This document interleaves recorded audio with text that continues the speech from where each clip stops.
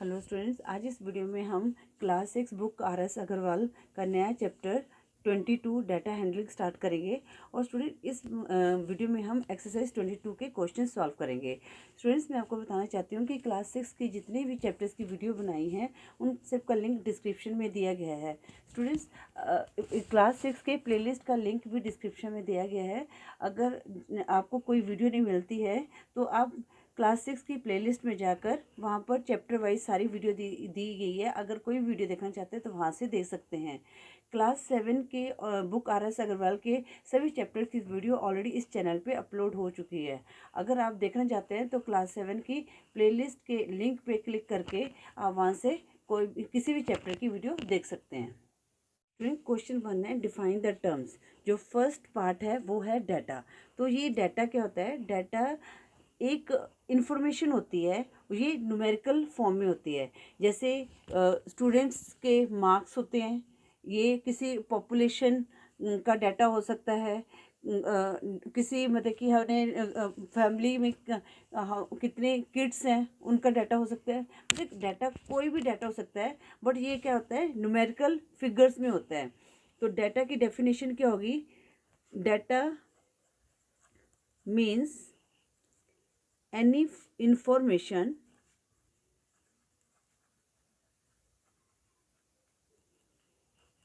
collected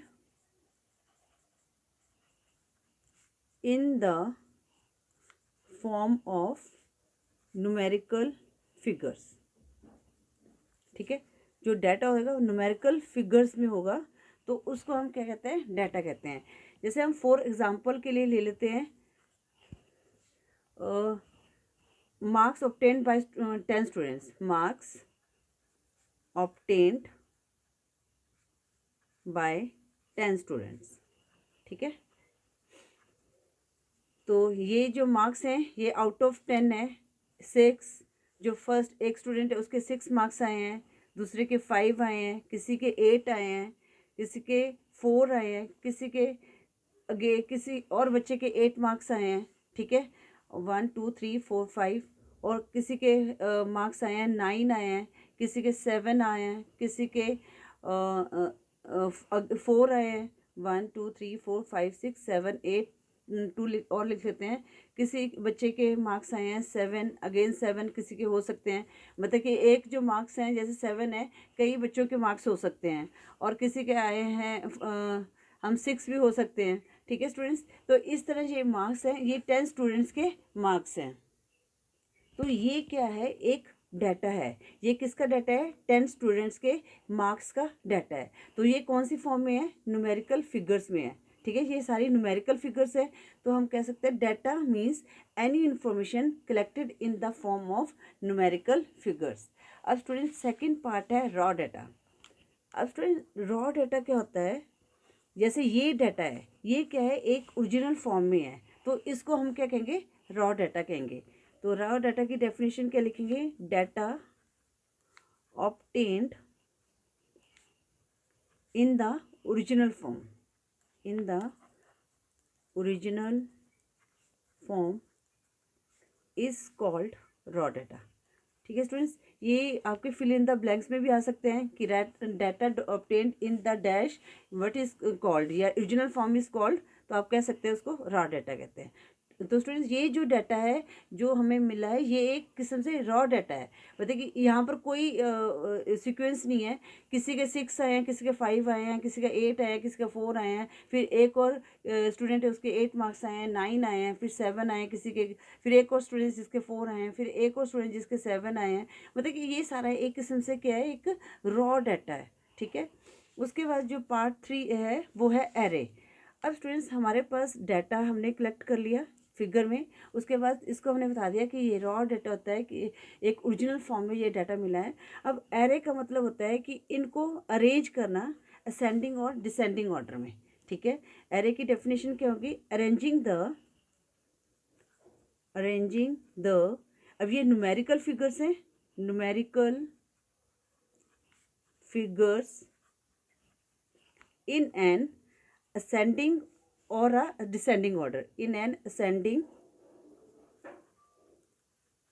or descending order.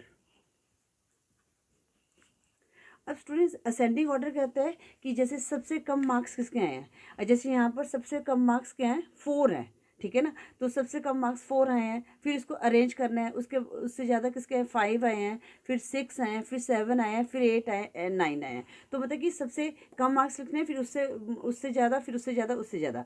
Ascending order में हम ऐसे करते हैं। और डिसेंडिंग ऑर्डर में सबसे ज़्यादा, जैसे 9 आए हैं, फिर 9 से कम किसके हैं, 8 आए हैं, मतलब सबसे ज़्यादा मार्क्स आएंगे, फिर उससे कम, फिर उससे कम, फिर सबसे कम, ठीक है। इस तरह हमने जो हमें रॉ डाटा मिला है हमारे पास, उसको हम अरेंज करते हैं असेंडिंग और डिसेंडिंग ऑर्डर में। अब स्टूडेंट क्वेश्चन 4 है टेबुलेशन ऑफ डाटा।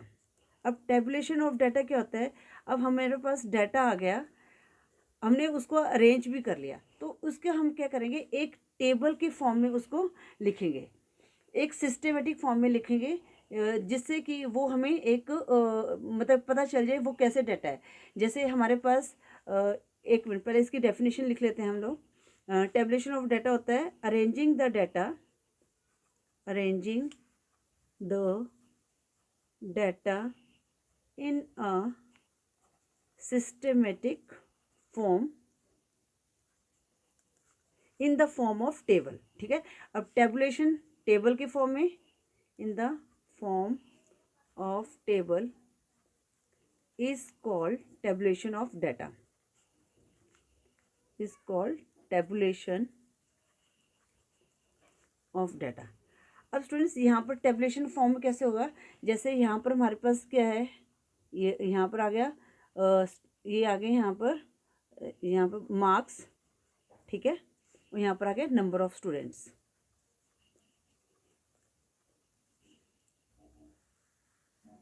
ठीक है। अब जैसे ये मार्क्स है, पहले तो हमने इनको अरेंज कर लेते हैं, तो सबसे हम इसको असेंडिंग ऑर्डर में अरेंज करते हैं। तो यहाँ पर लिख देती हूँ, सबसे पहला मार्क्स किसका है, 4 है, सबसे कम किसके हैं, 4 है, और 4 कितनी बार है, 2 टाइम्स है, तो हमने 2 टाइम्स 4 लिखना है। उसके बाद क्या है 5, और 5 सिर्फ 1 स्टूडेंट के आए हैं। उसके बाद कितने आए हैं, 6 कितने हैं, ये भी 2 स्टूडेंट्स के आए हैं, 2 टाइम्स आया है 6। उसके बाद 7 भी 2 टाइम्स आया है, 1 2। उसके बाद क्या है 8 भी 2 स्टूडेंट्स के हैं, देन 9। अब हम इनको काउंट कर लेंगे, कितने हो गए, 1 2 3 4 5 6 7 8 9 10। ये मतलब कि 10 स्टूडेंट्स के हमने मार्क्स जो हैं अरेंज कर ले। एरे का मतलब होता है इनको एरे कर लिया, अरेंज कर लिया असेंडिंग ऑर्डर में। अब स्टूडेंट्स मार्क्स आए हैं, अब हम इसको हम टेबलेट की फॉर्म में लिख देंगे। जैसे अब मार्क्स आए हैं 4, अब ये कितने स्टूडेंट्स के आए हैं, 2 स्टूडेंट्स के हैं, तो नंबर ऑफ स्टूडेंट्स यहाँ पर 2 लिख दिया। उसके बाद 5 मार्क्स, ये कितने स्टूडेंट्स के हैं, 1 स्टूडेंट्स के हैं। उसके बाद हमारे पास कितना आया है 6 भी 2 स्टूडेंट्स के आए हैं। अब 7 2 स्टूडेंट्स के आए हैं, 8 2 स्टूडेंट्स के आए हैं, और 9 कितने स्टूडेंट्स के हैं, 1 स्टूडेंट्स के हैं। अब देखो स्टूडेंट्स, ये था हमारा एक रॉ डाटा। अब हमें पता नहीं चल रहा है ये क्या है। अब टेबल की फॉर्म में इसको हमने रिप्रेजेंट कर दिया, तो हमें ये सारा क्लियर हो गया। जो 4 मार्क्स हैं वो 2 स्टूडेंट्स के आए हैं। तो ये सारी जो है, इस तरह हमने जो टेबुलेशन की फॉर्म में जो इन्फॉर्मेशन है उसको रिप्रेजेंट करना होता है। अब उसके बाद स्टूडेंट्स हमारे पास है ऑब्जर्वेशन। अब ये ऑब्जर्वेशन क्या होती है स्टूडेंट्स, अब स्टूडेंट्स देखो, ये जो मार्क्स होते हैं ना, अब ये ऑब्जर्वेशन ही है कि जो 4 मार्क्स हैं वो 2 स्टूडेंट्स के आए हैं। तो ये इनको क्या कहेंगे हम, ऑब्जर्वेशन। मतलब कि जो भी ये ईच फिगर्स जो है ना, न्यूमेरिकल फिगर है, इनको हम ऑब्जर्वेशन ही कहेंगे, ठीक है। यहाँ पर लिखेंगे ऑब्जर्वेशन, ईच न्यूमेरिकल फिगर। अब ये क्या है, डाटा है ना, इन डाटा इज कॉल्ड ऑब्जर्वेशन, ठीक है।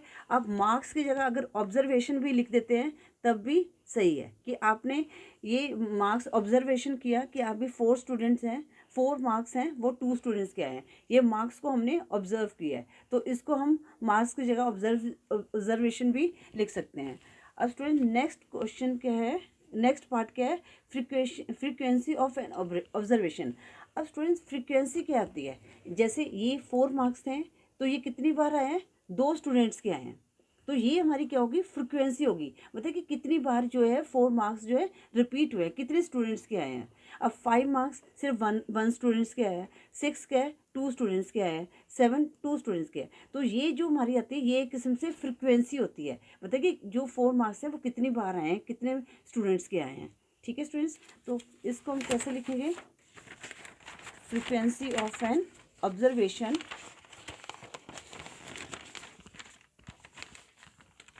ये है हमारा पार्ट 6।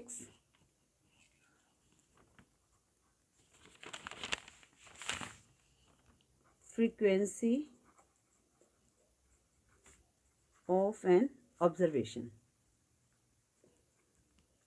तो ये होगा the number of times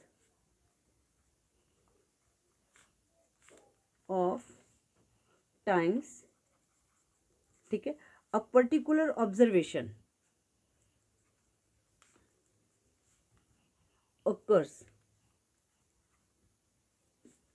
occurs is called its frequency, मतलब कि ऑब्जर्वेशन की वो फ्रिक्वेंसी कहलाती है।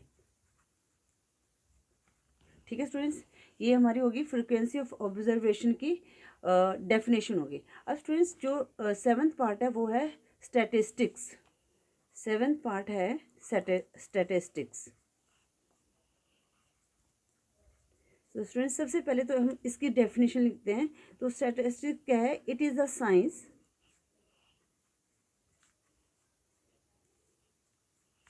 Which deals with the collection of data, मतलब कि जो हमने डाटा कलेक्ट किया, फिर ठीक है, फिर उसको हमने टेबुलर की फॉर्म में प्रेजेंट किया था, फिर analysis and interpretation of numerical data.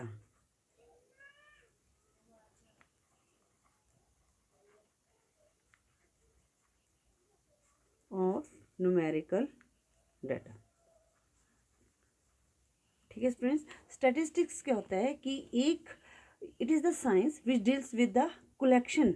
हमने डाटा को कलेक्ट किया, जैसे नंबर ऑफ स्टूडेंट्स का हमने किया था, फिर उसको हमने प्रेजेंट किया टेबुलर के फॉर्म में। स्टूडेंट्स फिर उसके बाद एनालिसिस एंड इंटरप्रिटेशन होता है कि जैसे मीन कैसे निकालना है, मोड कैसे निकालना है, ये आप नेक्स्ट क्लास में 7th क्लास में सीखोगे। तो इस तरह इसको हम क्या कहते हैं, स्टैटिस्टिक्स कहते हैं।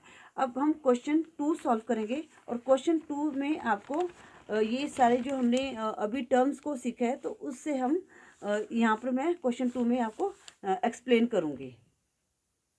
क्वेश्चन 2 है the number of children in 25 families of a colony are given below, मतलब कि एक कॉलोनी है जहाँ पर 25 फैमिलीज रहती है, तो उनके कितने कितने चिल्ड्रन हैं उनकी यहाँ पर डिटेल दी हुई है। मतलब जैसे कोई एक फैमिली है उसके 2 चिल्ड्रंस हैं, और एक फैमिली में कोई चिल्ड्रन नहीं है, और एक फैमिली है जिसमें 2 हैं, किसमें 4 हैं किड्स, और किसमें 3 किड्स हैं। तो ये सारी एक डिटेल दी हुई है। अब स्टूडेंट्स ये क्या है, हमारा एक डाटा है। ठीक है ना, डाटा क्या है, ये कि न्यूमेरिकल फिगर दी हुई है जिसको हम डाटा कहते हैं। अब यही हमारा क्या है, ये एक किस्म से रॉ डाटा है। ये 25 फैमिलीज़ के जो चिल्ड्रंस की जो डिटेल है, ये एक किस्म से क्या है, एक किस्म से रॉ डाटा है। अब हम क्या करेंगे, इनको एरे करेंगे। एरे मीन्स इनको अरेंज करेंगे। तो इसमें हम क्या करेंगे, असेंडिंग ऑर्डर में अरेंज करेंगे। तो यहाँ पर लिखिए arrange the data in ascending order. ठीक है, अब यहाँ पर जो जो दिए हुए हैं उसको हम लिखते हैं। सबसे छोटा क्या है, 0 है। अब 0 कितनी बार आया है, अब स्टूडेंट यहाँ पर हम क्या करते हैं, इनको कट करते जाएंगे। तो 0 2 बार आया।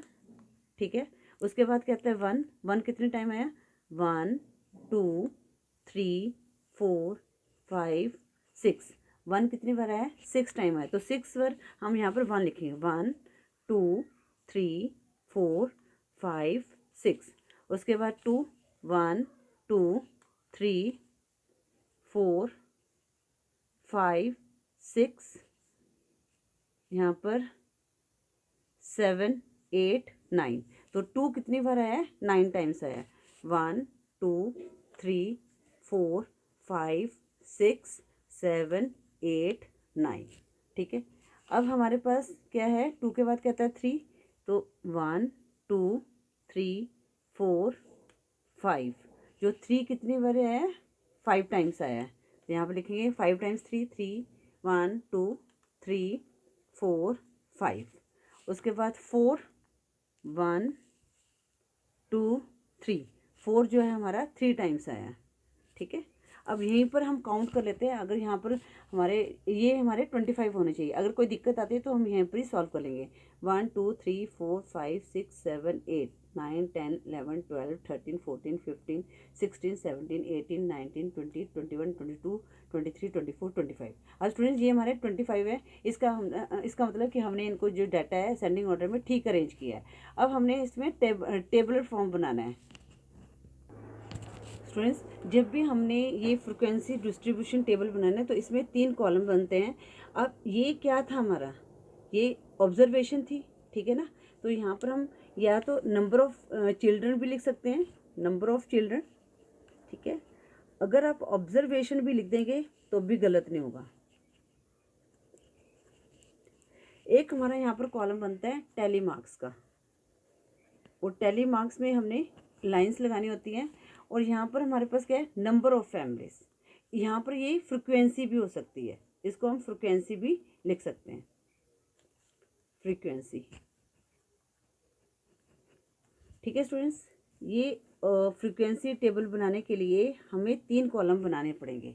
अब यहाँ पर आप देख लो नंबर ऑफ चिल्ड्रन कितने, 0 था, 1 2 3 4 इस तरह हमारे हैं। ये हमने यहाँ पर लिख लिया ऑब्जर्वेशंस, ठीक है। अब हमने देखने हैं 0 कितने हैं, 2 हैं। तो यहाँ पर हम जितने यहाँ पर जैसे 0 के जितने यहाँ पर होंगे उतने हम यहाँ पर लाइंस लगा देंगे, 2 लाइंस लगा दी। और उसके बाद 1 कितने हैं हमारे पास, 1 2 3 4 5 6। तो 1 कितने हमारे पास 6 हैं। तो यहाँ पर हम 6 लाइंस लगाएंगे। तो 6 लाइंस कैसे लगाएंगे, जब भी टैली मार्क्स में पहले हम 4 लाइंस लगाएंगे, 4 लाइंस के बाद हम जो 5th लाइन लगाएंगे ऐसे लगाएंगे, फिर हम यहाँ पर 6 लिखेंगे, ठीक है।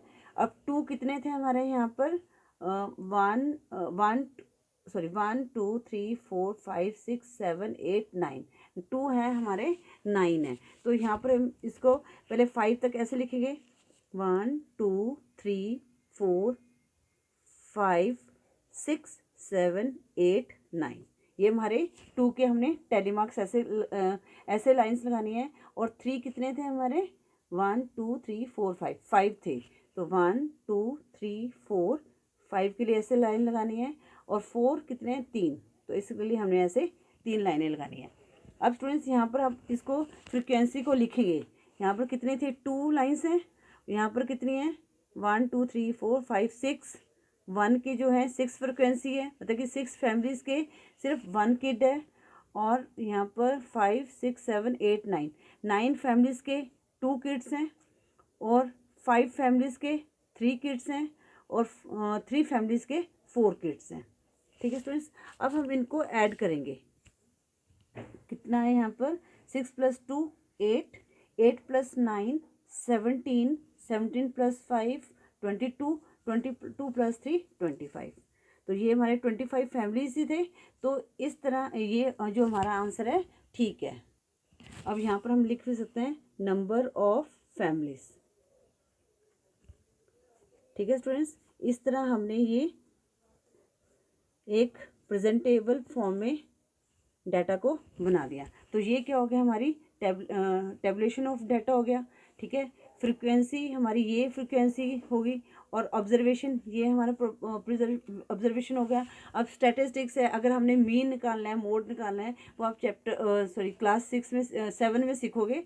तो इस तरह हमने इस क्वेश्चन को सॉल्व करना है।